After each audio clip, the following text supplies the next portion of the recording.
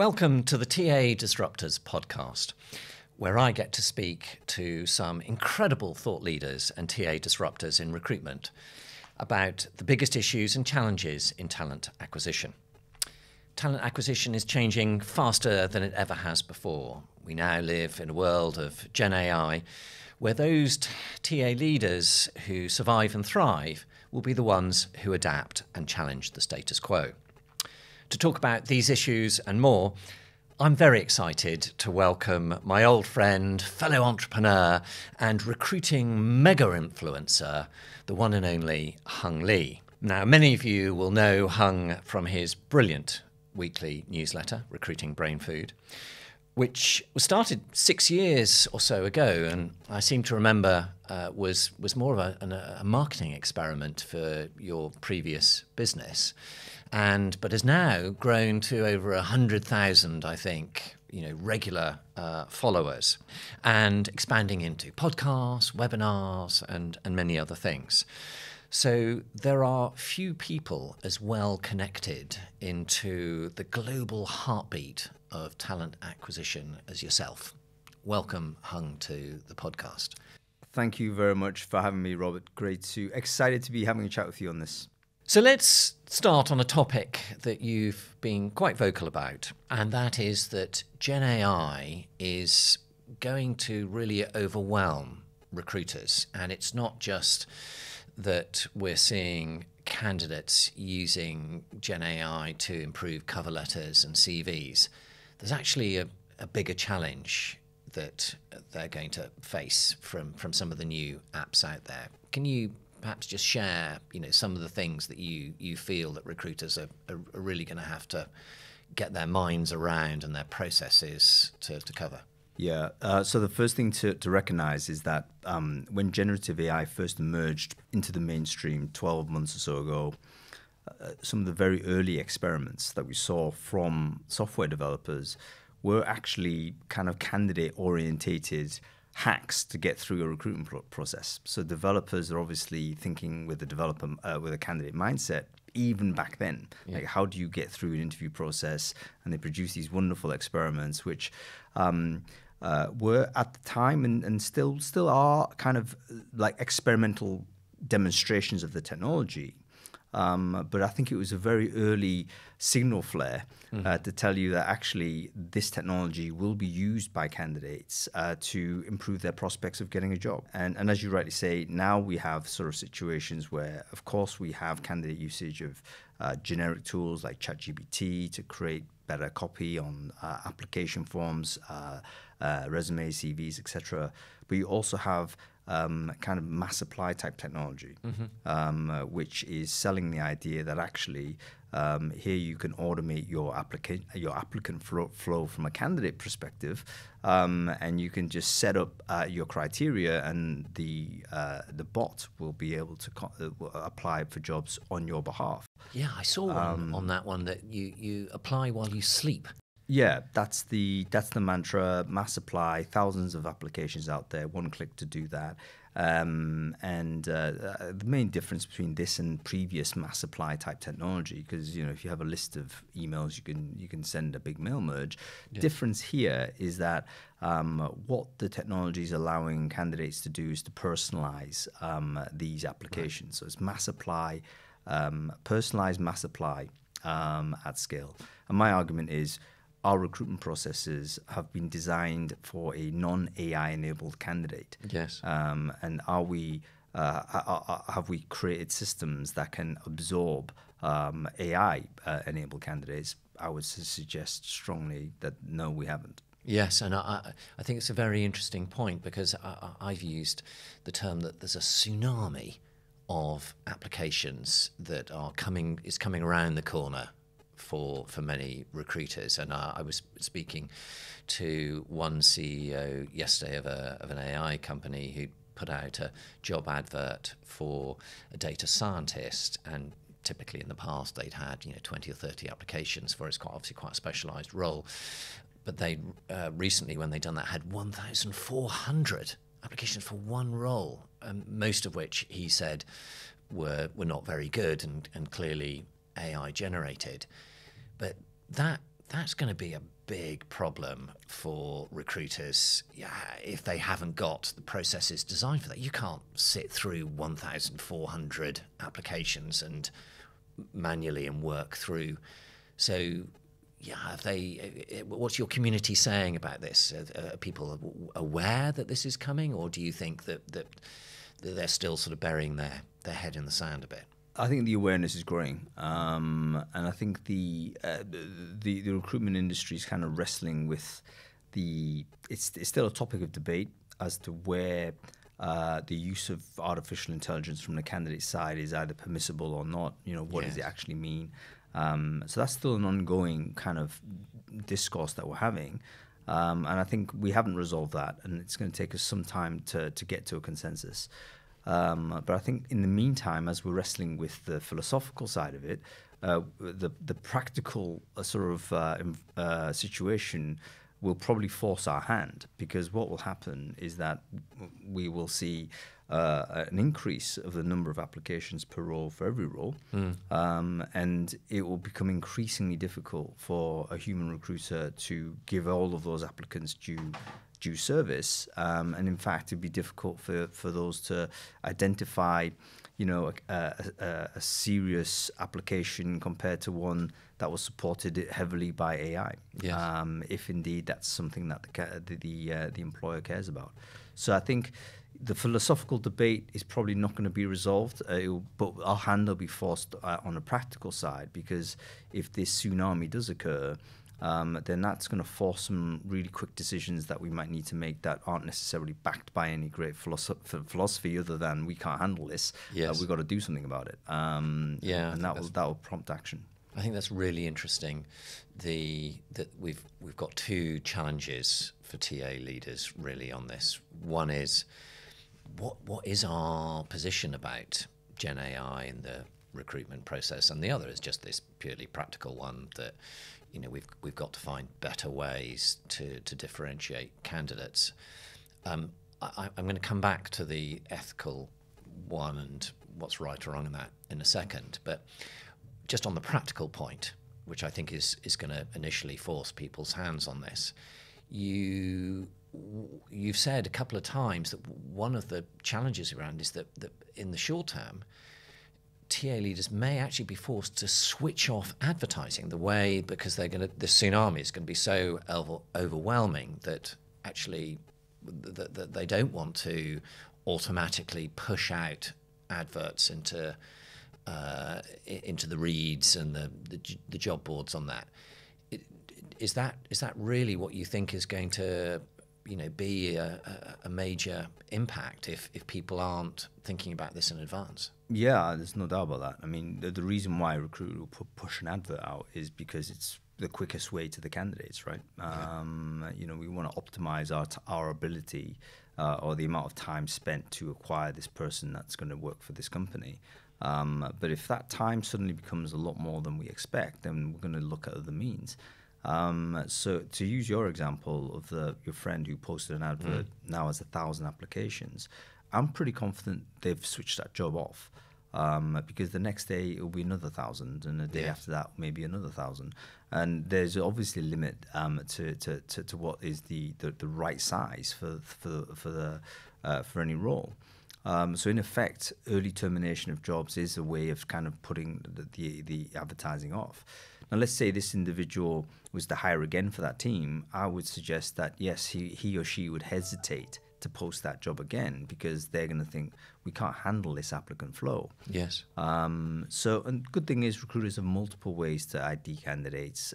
Posting adverts isn't the only way to do it. But I think that it will become increasingly ineffective in a world where AI enablement becomes more widespread. I don't think anybody disputes the fact that the usage of AI will continue to grow. And maybe, was it Microsoft rolled out Copilot 24 hours ago? Yes.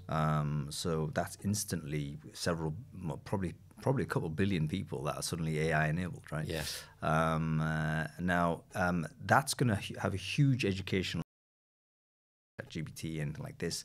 Suddenly they're using Microsoft tools that actually have natively embedded GPTs. probably we're going to stop typing, right? Yes. It's going to get to that point where Yes. the generated output will soon overtake human-only output, let's say. And that obviously applies to job applications as well as any other type of digital work. So Yes. we're rapidly getting there. We are. And, we need to find, develop ways to have a kind of a recruitment and assessment system that is ready for AI-enabled candidates as a default. Yeah, let's just explore that a little bit about what the recruitment process is going to need to change and adapt. One of the things, if we areas just to start off on, going back to everybody's using GenAI now, so recruiters are going to be using it. Microsoft is making it super easy for everybody to do it, as are many of the other HR tech applications. One of the implications around that, and it links a little bit to the sourcing piece, is what will the role of talent acquisition managers, personnel be? Because there's going to be a real de-skilling of the things that they used to do, which was to be really going out and sourcing people. But now, if you're overwhelmed with applications, actually there's going to be a different set of skills and capabilities that you want from talent acquisition. So could you share, some of your thoughts around that? Yeah, so firstly, any kind of technology innovation is an act of de-skilling. And we shouldn't be horrified at this. It's simple. This is what technology is there to do. It's there to basically make it more accessible to more people without having deep skills in order to do this one thing. I do not know how to create a fire, right? But probably if I have a bunch of matches or a lighter, I can light something. That's great. That's probably a benefit to society that I do not need to know how to start a fire. Yeah. So similar to this technology innovation will be a huge de-skilling impact on the recruitment sector, but it will also require a reskilling in the sense that maybe the time that we have freed up need to be applied to other things that we need to get more skillful on. That's not unusual for this industry. For the older heads out there that were recruiting pre-internet, the phone was the main sort of tool of choice if you're recruiting. The best recruiters were great phone workers. Internet comes along, and that's the relevancy of the phone work goes down compared to being able to use the internet. This is a similar moment. So it's going to be interesting to see what skills kind of how the kind of the core skills that we value in recruiters will be reshuffled. It could well be that sourcing, which a lot of people think is over because these systems are going to be able to just generate us these results, and I think broadly that's correct. We'll have better. How do we say? Low-skilled people will be better able to retrieve relevant information with artificial intelligence. Yeah. That doesn't mean that sourcing will go away, though, because you can kind of look at it from a competitive advantage point of view. If everyone is using the same AI to generate or retrieve these candidates, then perhaps the competitive advantage would be the people that know how to identify individuals that aren't regularly recommended for whatever reason. So a classic example here would be LinkedIn. Yes. LinkedIn is clearly going to try and move to a position where you can use natural language inputs to basically retrieve candidate profiles that are most relevant to your job.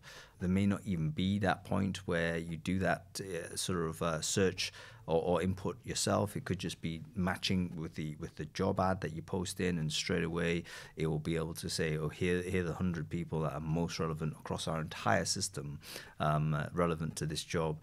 We've already reached out. We've already reached out to them for you, and then suddenly there's a huge component of the recruiter's job might suddenly be, redundant. Yes. I don't need to search. I don't need to outreach. The system is doing it all for me. The however part of that is LinkedIn's recommendations accurate? Yes, that's what I was just going to. It clearly would be utopia for all of us that while we are asleep, that LinkedIn has found the right best roles for us, but it requires, and I like what LinkedIn are doing around skills and skills first hiring and starting to look at some of your transferable skills rather than just pure experience. But it's got a long way to go, I think, still around that, because some of the recommendations that I've seen are just way off, and 100%. so that's where again a recruiter's still going to need to come in and work that search capability a bit. If it is permitted, and like it could well be, and this really is going to be interesting for us on an industry perspective, because LinkedIn is obviously a hugely dominant tool for at least white collar recruiting. And if they kind of go heavily down that recommendations route, and that becomes the primary way in which they connect employers to job candidates, and they may kind of either neglect the search function, or they may start like pulling it back from people's ability to search it. And there's already been some complaints that that's the case. Now, this may be inadvertent outcome of their product direction, but it may well be it becomes extremely difficult to kind of not go through the front door that LinkedIn has opened for you. So LinkedIn will say, here's how you should find candidates. Here's the front door. You need to open it, and we're going to give you all you need. But a lot of technical recruiters like to kind of go through the window, go around the back and try and do all those things. LinkedIn might decide to put the hard line and say you can't do that, and that's actually maybe breaching the terms of service to do this. In which case, we have a different universe, and probably not one that recruiters would find too welcome. Because if suddenly LinkedIn becomes a fortress and you can't find candidates without going through the doors they give you, then it's going to be difficult to do a lot of the recruitment work that recruiters are currently highly paid to do, which is to extract difficult to find information. Yes, yeah, and I like your point about that as to what the role of the recruiter is going to be. It's going to be, some of it is going to be skilled in how you do the searching still. Other bits will be around analytics as well, and we're seeing a bit more, certainly from some of the discussions that I'm having, that a good recruiter skill is going to be on understanding a particular marketplace or role and what the availability of certain skills is there, and sometimes having to think about how you broaden the talent pool, because if there aren't the right skills, then you have to do something a bit differently around that. But I now want to just sort of turn back to one of your earlier points about this just ethical piece about the use of GenAI. And we had an interesting discussion last week on this on the webinar, and I feel that there are two camps at the moment on this. Camp number one is the use of GenAI in recruitment is cheating, and they often do use that word, and it's quite an emotive term to say to somebody that they're cheating by using GenAI when we're all using that tool like a calculator. And then you've got those that are, let's embrace it. Let's bring it on and think about how we educate people to use GenAI on this. Where you said we've still got to kind of figure that out, but where's your thinking and position on where this might end up between those two different camps? Yeah, I think it's even a spectrum. So most people, they are kind of absolutists on either side. And, I welcome the clarity of the absolutists, I have to say. I think for employers, it's quite important to actually have a defined position on this, because it helps guide the behavior of your recruitment team, and it helps you make assessments as to what is good or bad. I would be, I'm not sort of fixed in my view as to where this sits, because there's a couple of things to think about.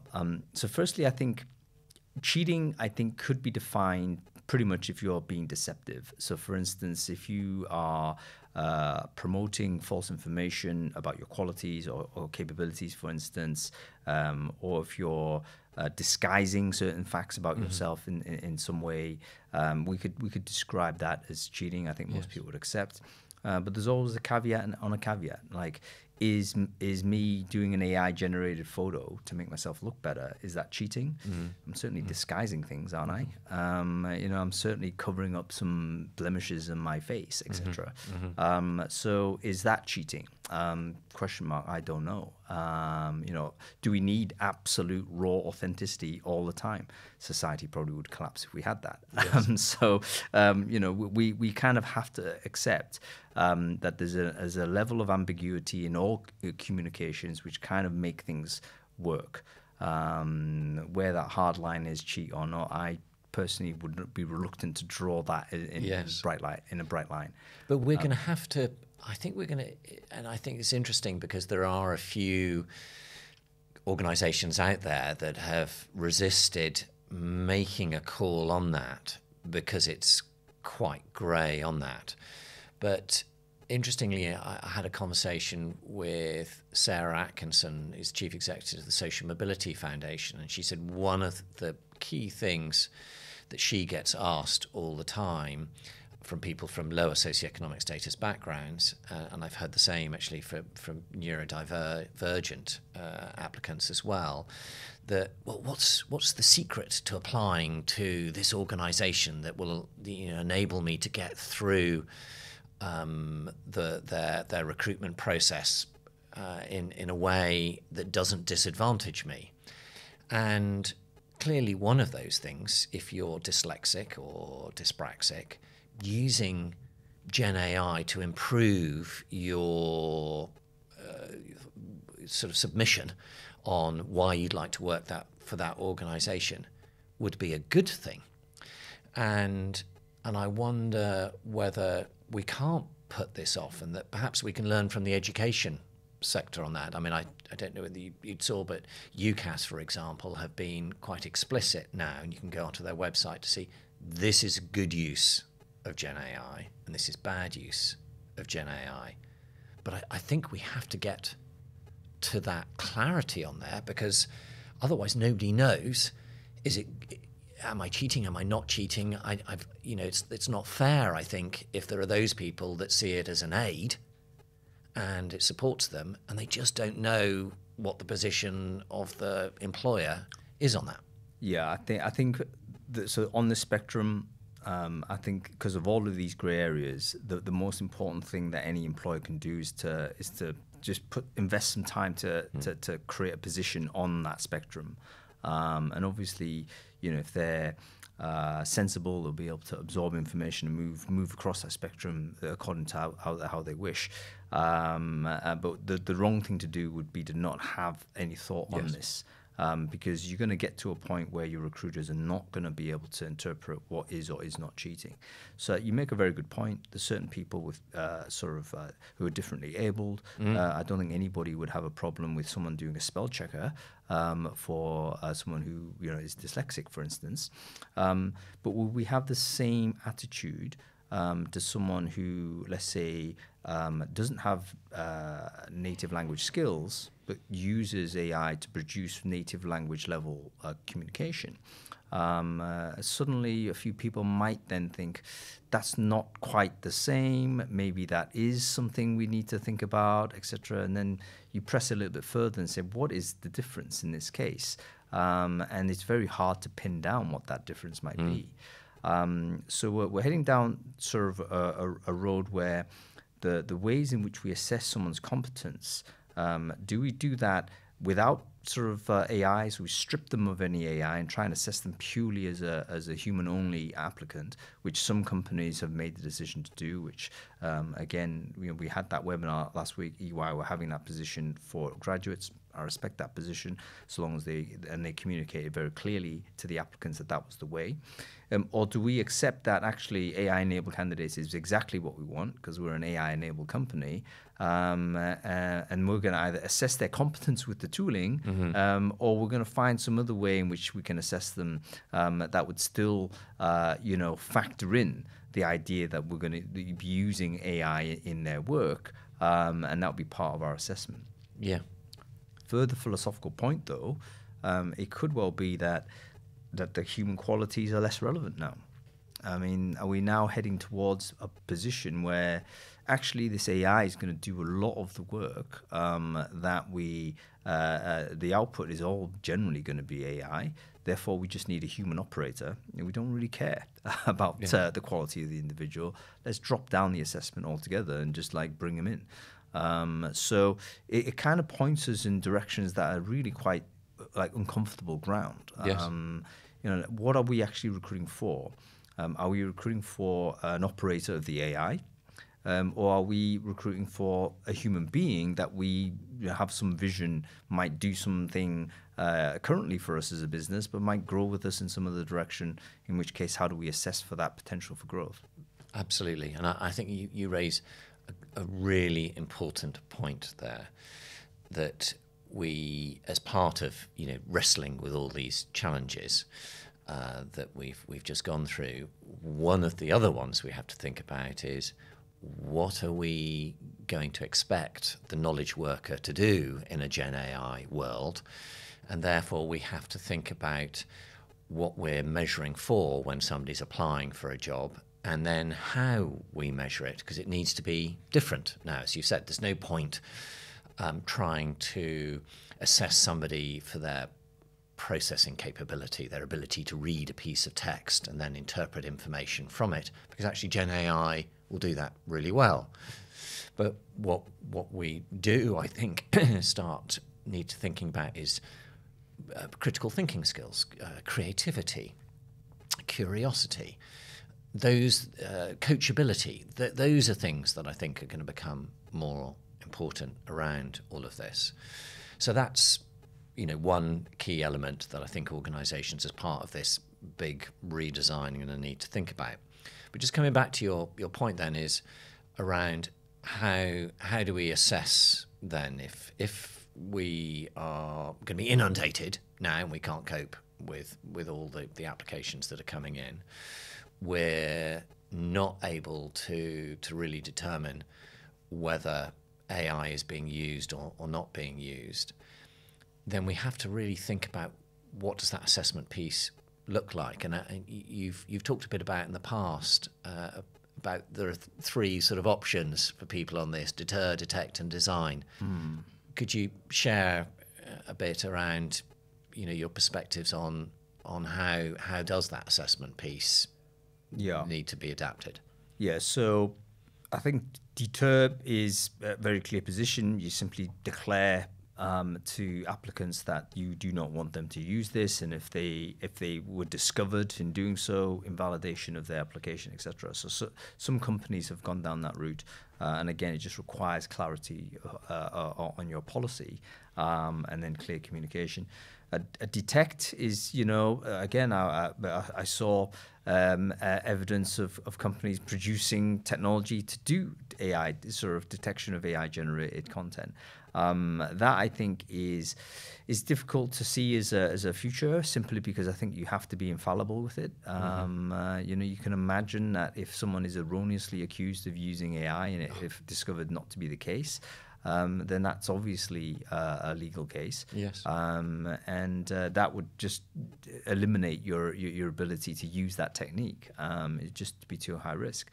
So I think most companies are probably going to go down, let's try and redesign the recruitment process that is fit for this AI-enabled world. You're not going to stop the tsunami. What you need to do is to create the right system that can absorb that tsunami and still be intact. So what does this look like?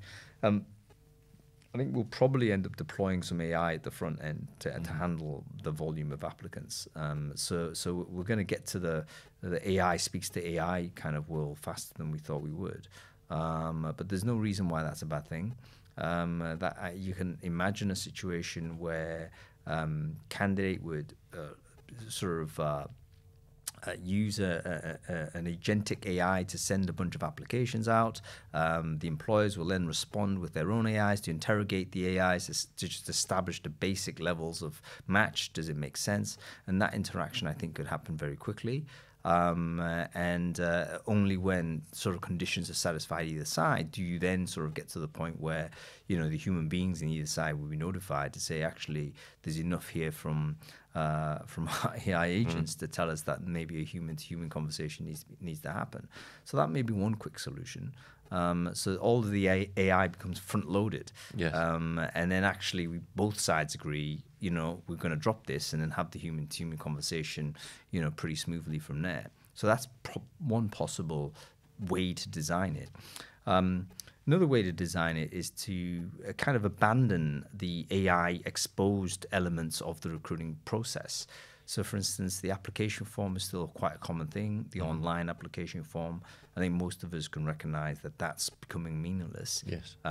Because it's simply a case of copying the question, pipe it into ChatGPT and say, can you answer this, based on my background, and optimize it to such an effect that it actually gets through this process. Yes. So as an optimistic perspective, we could look at some of the more archaic types of recruitment events that we put into the assessment flow and start chopping them away.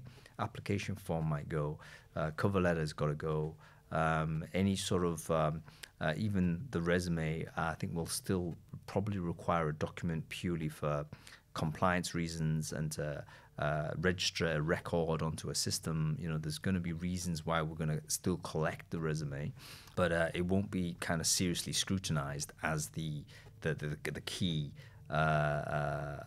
tool or the key artifact. But then I can imagine there'll be some pre-application, also post-application screening, again, organized by AI. You can imagine it'll become pretty much a regular thing for an applicant to interact with an AI before going forward to any flow. And this will be asking questions, it will be maybe doing a test of some type, maybe getting them involved in some assessment. I think we'll all probably get through. That will probably be another way you could design yes. an applicant process. Yeah, and I think that's going to have to be where we end up, because I worry about an AI talking to an AI, because it just opens up the opportunity for manipulation. It opens up the opportunity for those with advantage to have better tools, more sophisticated tools. I mean, I think one of the things that we've seen is that ChatGPT 4 significantly outperforms the free version, so the paywall version is better. And in any high stakes situation, you're just going to have an arms race between AI to AI and who can outsmart that. Ultimately, those with advantage win and those that don't lose. And so I very passionately believe actually that we do need to embrace AI, but we need to find ways of determining the human augmented piece in that application, and that we've got to be very, very careful that we just don't go down a route where AI is doing the matching and we end up in some rather dystopian world where those with access to the best and specialist information, get the best matches and the best jobs. So I think that how we bring that human element into it is really important, and we need to be able to do it at scale as well, because that's the challenge. You can't, one of the things that you've talked about, which I think is really interesting, is that we'll potentially end up with more face-to-face interviews now. We'll need to bring the human element back in. We can't just do it through remote work, but that's going to be, if we're redesigning it to end up with more human interaction, that's good for the candidate. But again, we just talked about the recruiters being overwhelmed, under-resourced. They're not going to suddenly be able to go from 8 interviews to find a single candidate to 80. No, and it will be a huge expense. But I think we'll have to regress back to it, is the truth. If we want to retain, again, it comes down a little bit to your hiring philosophy and even your talent development philosophy. So I do anticipate a bunch of companies who abandon assessment altogether and simply say, we're going to just hire anybody who turns up, throw them onto an AI course, make them AI enabled, and then review it after a year. And there'll be enough people in there that actually do succeed, and you've just eliminated your assessment costs completely. Then you'll have other companies that'll say, no, we want to put the barrier up front still, but we want to do so in such a way that it's AI proofed, and that's where you have to do the in-person interview, in-person assessments, and that's going to mean more work for recruiters. That's a good thing. It will be a more human touch. That's potentially a good thing. Is it good for the candidates? That's a yes/no again. Like, every question is a yes/no in this new world, because candidates say they want to have the human touch. This is true to an extent. If the entire experience is completely or overly automated, then human touch might be welcome. But if you're a candidate and you're suddenly confronted with just in-person assessments, that's the only thing you're getting, then that's actually quite expensive in terms of time, quite expensive in terms of your turning up and stuff like this. And that is also quite exclusionary in many respects. So, for instance, a company holding an assessment center, they will have it on a certain location that the candidates have to go to. That's going to have an impact on who can afford to attend. Because if you're getting a train ticket from a small regional town to London or whatever it might be, that could cost you. That cost of that could be prohibitive for certain people. So again, we bring in. You can't avoid having this exclusionary world, even if you decided to abandon the technology. Yes. So yeah, I think it's something everyone needs to be conscious of, and whatever you do, there'll be significant flaws, I think. But like I say, the main thing is to have a policy and have some clarity as to what the trade-offs are. Yes, well, exactly. And I think that's the point of working out what the trade-offs are, rather than being overwhelmed by the tsunami and then finding that the system's broken, as opposed to making a conscious choice about the trade-offs. And I think you can work through some of those trade-offs too. There's no reason why organisations couldn't pay for people to travel to assessment centres. I just want to take you up on your point. I like something that started in the US about the sort of open hiring policy of, maybe we start thinking about who and how we bring into the organisation. And as you know, I'm a huge fan of scrap the CV and looking at potential. And this open hiring approach is really interesting of, right, anybody can apply and we'll literally just take the first 20 people that apply for it. To some extent, that's a bit like what we used to have for internship programs. And what's been interesting for me is what started as effectively an open hiring policy. Let's give people a chance to see what the world of work looks like in our organisation. We get a chance to see what they're like, a sort of try before you buy sort of thing. But the internship now has become such a important way of entry into an organisation. That's become super competitive, and you actually now look at the applications for internships, and I just wonder whether you think that maybe if we take assessment out of it, it just becomes a little bit random then of, okay, we've got 20 internships, the first 60 people to apply will get an interview, and from that we'll select 20. That's quite random of who are the first 60, and it comes back to, well, who gets insider information. It's about to be released, so it's a bit like getting tickets to Glastonbury or something, who's going to be the first to hit the button on this. And it doesn't necessarily, give the openness which that policy was hoping to achieve. Yeah, I mean, internships are well known to advantage the people that have essentially a very strong social environment and kind of a social. It's this angle to this, because if you have a two-parent family, both of whom have gone to university, you're more likely to actually ever get an internship. Yes. Because your parents will tell you to do that, and you've got that education in-house in your domestic space to say you need to get the leg up on this very competitive marketplace. Different story, single-parent household, parent goes out, works all day because you really need to make every money. You don't have that input, and you may actually be wandering into toward the world of work without any guidance from the home. And that obviously then just embeds this social stratification, and it reduces social mobility. I would actually go radical on this. I think state intervention. I really think people should simply be allocated an internship at 16. You are part of a state system anyway. I mean, most people in the UK will be in education, organised to, at various levels, but certainly by the state is driving what you should be doing. I see no reason why we couldn't extend that into the world of work and say, right, we're going to allocate you randomly to a company. Or here's 10 companies from which you can choose to spend next 3 months of your summer, and then just do it. I think that will do a great deal to equalize access to opportunity going forward, and it will equalize this kind of social advantage that a lot of people have, because their father can say, hey, get into this hedge fund because that my junior is now the boss there, and then straight away that person gets into a career track that's going to be hugely advantageous.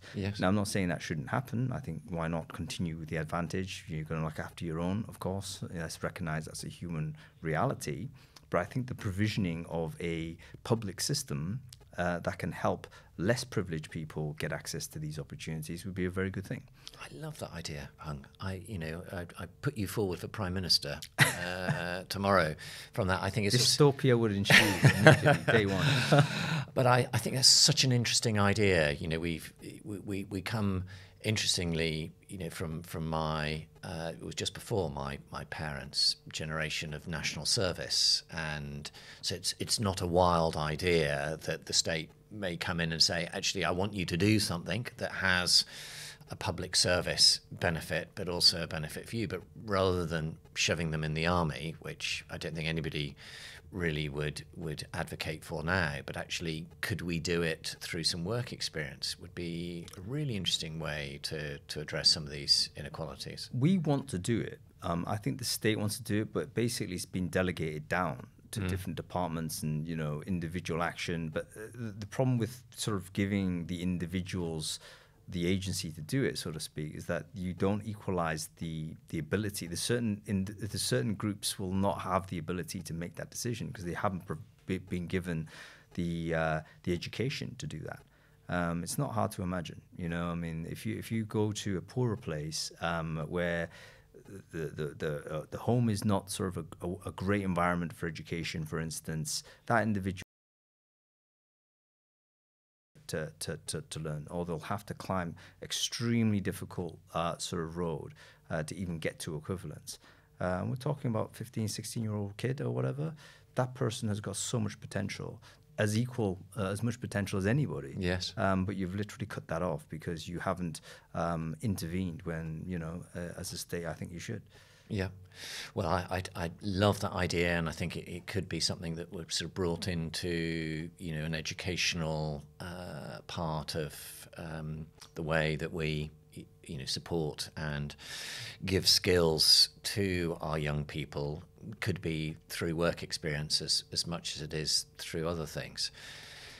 As always, Hung, it's been a fascinating conversation. We've talked about some brilliant things. You've shared wonderfully about what you think some of the challenges around the tsunami that's coming along, some of the key things that people need to reflect and think about, and some really good perspectives on it.